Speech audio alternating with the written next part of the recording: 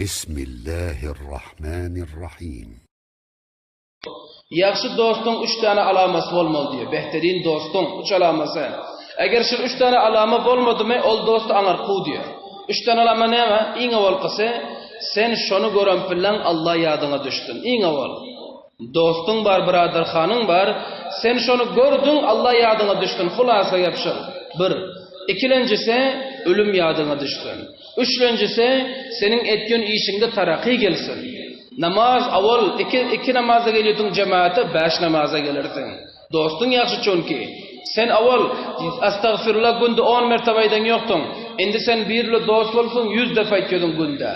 Avval sen yaxşı işlere taraf onça çavqi dersin. Endi birli dost oldun ki sen şavqi oldun. Ana şu rakam dostu mahkam tut. Eğer şu 3 sıfat bir dostu olmasa, gören bile Allah yadına düşmese, ölüm yadına düşmese, senin ettiğin amellerinde tarakki gelmedi mi, onda ol dost halaketlik buluyor, ondan uzak kaçmak gerek. Hemçinin şair ediyor, dila yaransi kısmen gerbidani, dila yaransi kısmen gerbidani, nani yendu cani yendu zabani. Aytiyor ki, canım diyor, dost 3 rakam buluyor diyor, dost 3 rakam buluyor diyor. Biri buluyor, nan için buluyor dost diyor, o nani değil diyor.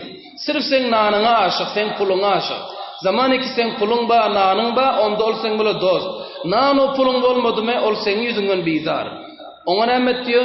Bir, ikinci zabani. Sırf dil bile sen bile aşık.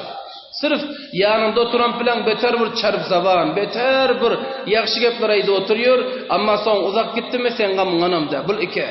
Üçüncüsü cani birader oluyor. Ki senin için öz canını fida edecek, senin için gamkarlık edecek, ana o rakam dost oluyor. Son şair ne diyor? Benani nan bidi ezder buraneş. Naniye olsa nanın ber iyidir. Onda son dervezeden onu çıkarıp koyuver yani. Ruhsat et. Onun ise konuşulmuyor. Lakin son izninden şair ne diyor? Muhabbet kuntu bayari zabani. Zabani dostun ba onunla muhabbet et. Çünkü oğlum sen bile zabani muhabbet ediyor. Senin muhabbetin görker. Üçüncü dost neme? Velekin tu yar canira negahdar bapayes can bidi tami tavani. Lakin sen diyor yar cani biraderi ki gamkarın biraderi ki senin dünyana mı oylanıyor, ahiretine mi oylanıyor? Ana o rakam dost birader hanın ba on boza sakla diyor. Onun ayağına şana canını ver, lakin elden verme deyip şair şöyle diyor. Hemçinin Hazret Ömer radıyallahu teala anhu diyorlar. Khudil ahavana ala taqwa. Sizler diyor eğer birader han alacak, dost özlerini de intikab edecek, hem dival intikab edecek, onda en takvatlerin insanı intikab et.